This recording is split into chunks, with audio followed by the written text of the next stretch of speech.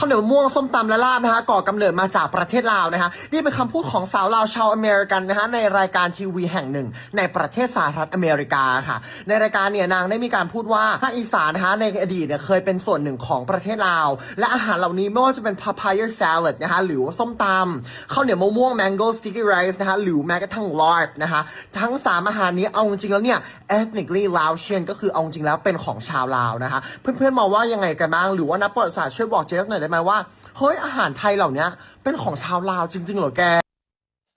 มื้อนี้สิมาขอทำความเข้าใจจักหน่อยหนึ่งเนาะที่จริงแล้วนี่ข้าวเหนียวมะม่วงหรือข้าวเหนียวหมากม่วงมันมีลักษณะคล้ายกันแรงเนาะจนเฮ็ดให้เนาะมีคนอเมริกันลาวได้ไปสัมภาษณ์เนาะรายการหนึ่งที่มีการบอกว่าเอ้ยข้าวเหนียวมะม่วงเนี่ยเป็นของลาวมาจากประเทศลาวเป็นต้นตำรับเป็นออริจินัลแม้แต่ลาบหรืออิหยังก็แล้วแต่แล้วก็มีหลายเรื่องแอดมินสิได้เว้าเพิ่มมื้อนี้ก็คือเรื่องแค้นเรื่องหยังก็แล้วแต่ที่คนลาวบอกว่าโอ้ยเป็นของคนลาวเนี่ยมาจากประเทศลาวนี่อันนี้มันอยากคลาดเคลื่อนจักหน่อยเนาะมื้อนี้สิมาทำความเข้าใจอืมเอามะม่วงก่อนพี่น้องมะม่วงข้าวเหนียวอืม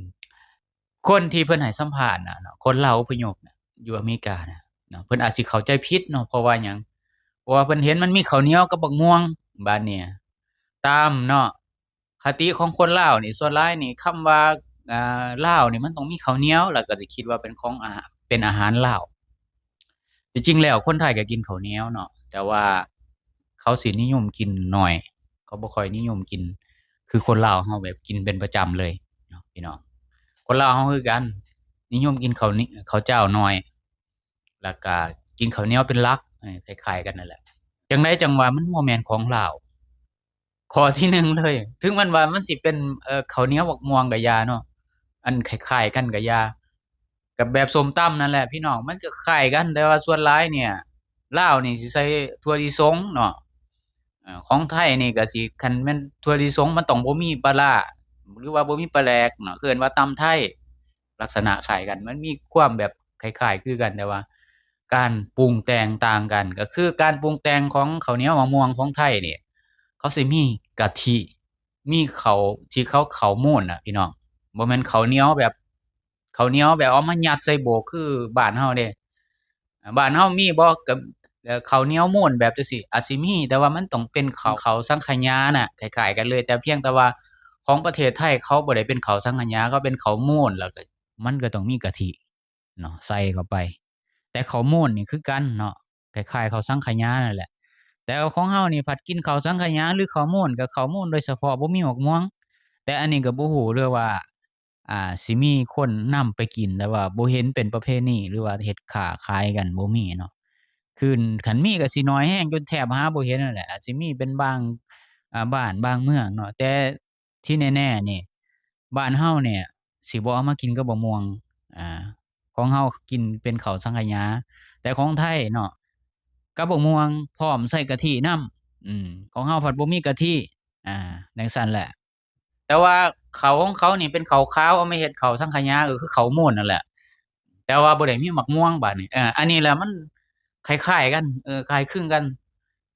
เพราะฉะนั้นแล้วนี่มันก็มาจากต้นตำรับเดียวกันมาจากหม้องเดียวกันนั่นแหละเพราะว่าตระกูลไทยลาวมันเป็นตระกูลเดียวกันเนาะสิมาผิดเถียงว่าเป็นของข้อยของเจ้าอิหยังมันคือเอิ้นว่ามันเป็นวัฒนธรรมร่วมแต่เพียงแต่ว่ามันวิธีปรุงมันต่างกันหน่อยหนึ่งเพราะว่าคนลาวเนี่ย สิกินข้าวแบบนี้ก็เป็นข้าวสังขยาไปเลยข้าวม่วนไปเลยแต่สิบ่มีมะม่วงถ้ามีบักม่วงก็บักม่วงยัดโบกอย่างเดียวเนาะแต่ว่าบ่ฮู้พื้นที่อื่นก็สิกินแบบไทยหรือบ่ก็บ่ฮู้แต่ว่าแอดมินนี่เกิดมาก็บ่เคยกินดอกว่าสิข้าวเหนียวบักม่วงแบบประเทศไทยนี่มีแต่ว่าไปเก็บมะม่วงก็ซ้อมาเอาข้าวเหนียวยัดโบกซะเลยบ่มีกะทิอิหยังทั้งนั้นคันกะทิก็เป็นข้าวสังขยาไปจั่งซั้น เขาโม่นเขาอิหยังที่มันแบบมีสีม่วงๆดำๆน่ะ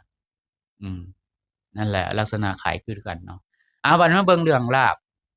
ลาวนี่ก็สิบอกว่าอุ๊ยลาบนี่เป็นของคนลาวอย่างเดียวอืม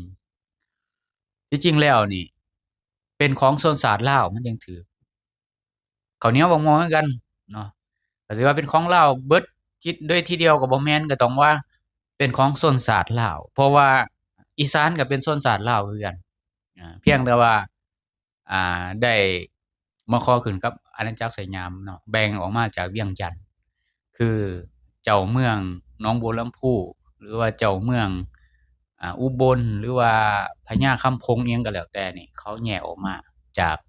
เวียงจันทน์เนาะมีการขัดแย้งกันเนาะก็เลยแตกเป็น3อาณาจักรแล้วก็มาขอขึ้นกับสยามคือแผ่นดินอยู่แถวอีสานนี่ก็เคยเป็น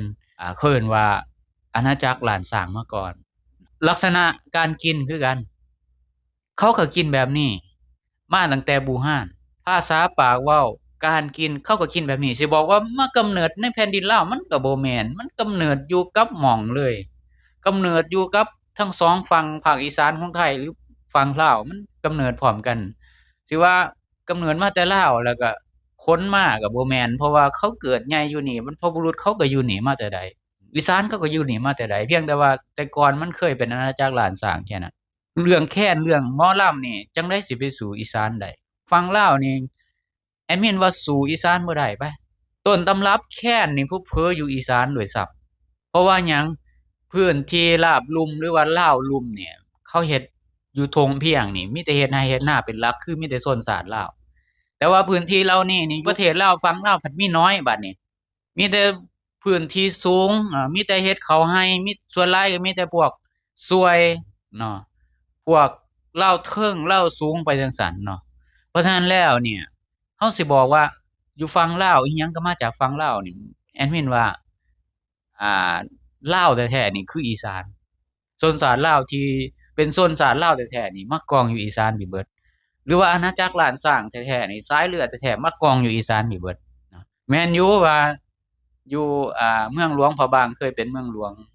เมืองหลวงนครหลวงเวียงจันทน์เคยเป็นเมืองหลวงแต่ว่าเขาก็ให้ลูกให้หลานของเขาเจ้าเนี่ยไปปกครองเมืองต่างๆเมืองหนองบัวลำพูเมืองร้อยเอ็ดเมืองอุบลอิหยังต่างๆเนี่ยเขาก็ภาษาวัฒนธรรมเขาก็อยู่จังซั่นมาตั้งแต่ไหลเพียงแต่ว่าเขามาขอขึ้นกับอาณาจักรสยามอาหารการกินภาษาปากเว้ากินก้อยกินลาบเขาก็กินมาแต่ใดสิว่าบ่แม่นของเขาเลยก็บ่ได้เขาเอิ้นว่าเป็นมรดกวัฒนธรรมร่วมมันบ่แม่นว่ามาจากลาวคือเขาก็กำเนิดอยู่นี่เขาก็กินอยู่นี่บรรพบุรุษก็บรรพบุรุษพากินมาแบบนี้แต่ใดคือกันเป่าแค้นก็เป่าแค้นมาคือกันบ่ได้หมายความว่าเป่าแค้นที่อยู่ฝั่งลาวอย่างเดียวเนาะไทใหญ่ก็เป่าแค้นคือกันแต่แค้นเขามันแค้นลักษณะมันบ่คือของเราแต่ว่าก็ใช้ไม้ไผ่คือกัน